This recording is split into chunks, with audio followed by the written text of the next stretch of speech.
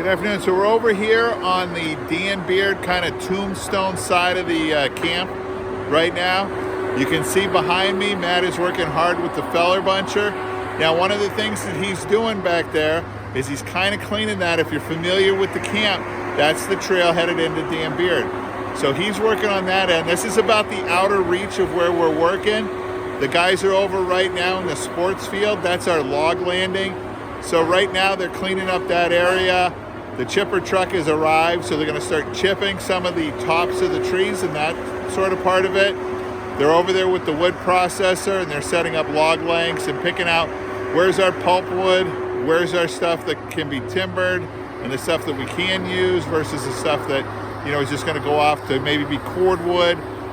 There's some stuff that we'll be able to get flooring out of, or get some good timbers like that out of. Some will be set aside that we will use for projects here on the camp.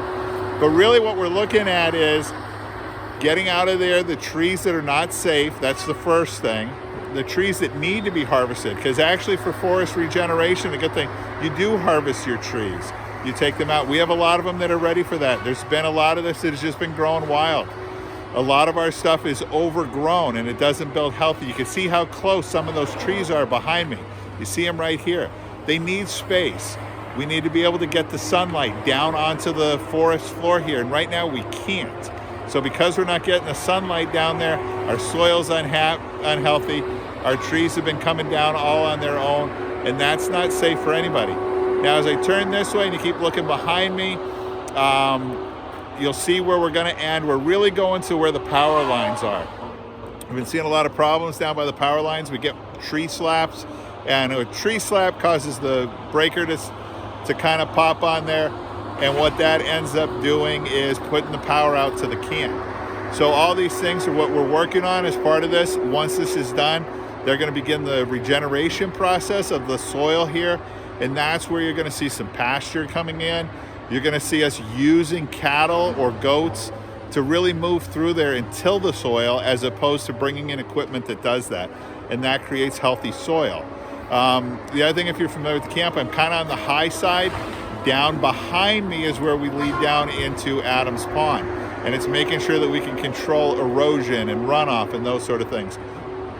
Healthy soil does all of that, and that's really what we're looking to do with this program. So it's a lot of parts and pieces going into it.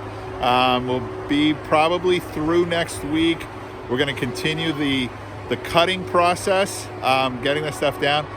Then we begin to get the wood processed, and then it's stumpage. And we're going to go through and stump through the areas, pull the stumps out, and that way we don't have a lot of stumps left. There's so many, you can see how many trees are here. Imagine what this would look like if it's full of stumps, as opposed to really being turned back into that clean open area, planting some new trees. A lot of deciduous trees are what's going to go in here. So we have already on the way, we have oaks and chestnuts, some fruit-bearing trees, stuff like that are good for the wildlife, and really cleaning this up. One of the things is you need to regenerate your forest. That needs to happen. Just standing growth and staying there all that time isn't really good for it. So this is going to be a great thing. It's great for the environment. And later on, as we continue through this project, we're going to talk about a carbon bank, as we're able to store carbon into the soil by making it healthy, and how that's going to affect our climate. So until then, I hope you enjoy some of the things that we're putting out in the learning process. I know I've learned a lot as we're doing this with the guys we're working with. So we'll see you guys later.